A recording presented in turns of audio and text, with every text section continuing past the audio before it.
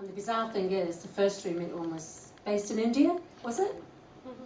Yeah, and this one is based here. Yeah, well, I mean, Manchester kind of grew great off the slave. Yeah, yeah.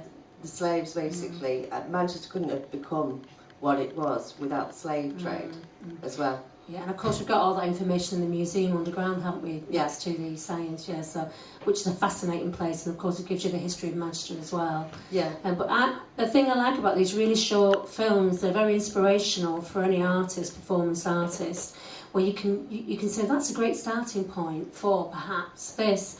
And then, of course, that's when you start looking at something else. So even though they're very short, I think they've got a vital cog that needs to perhaps be working with something else that's current to get the point across. I thought it was fabulous. Oh, right, lovely. Thank you very much. Thank you.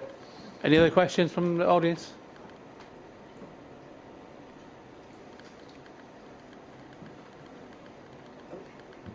Did you intend to shock with the blood on the handkerchief?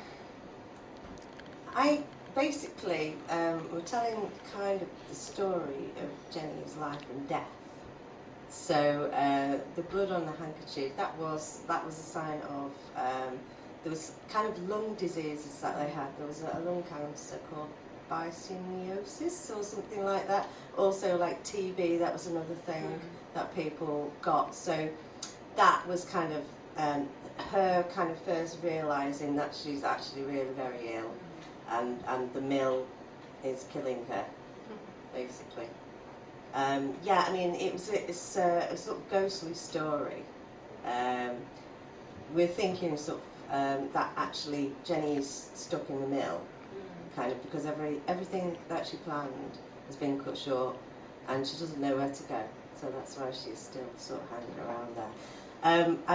In the research that I was doing, I looked at ghosts and mills and stuff like that, and Quarry Mill is meant to be one of the 3rd most haunted mills. It was written by there's a writer who's written a book called Sian Evans, I think. She's also employed by the National Trust. And we shot this at Quarry Mill and also Chapeltown Mill. The outdoor shots with the actress were done at Chapeltown Mill. Some of the stories we had, there's like a woman who hangs around in the attic, in the weaving shed as well. There's a ghost called Annie who sort of hangs around a window and watches people from a window. And there was a sort of gang of former workers. These are other ghosts that are meant to be there. So this is kind of, with Jenny in the window, that's kind of a reference to Annie, the ghost. So I don't actually believe in ghosts or anything like that, but I just think it's a nice sort of dramatic way of telling a tale. Yeah. Any more questions? Anything lingering? Okay. Thanks very much, Julie.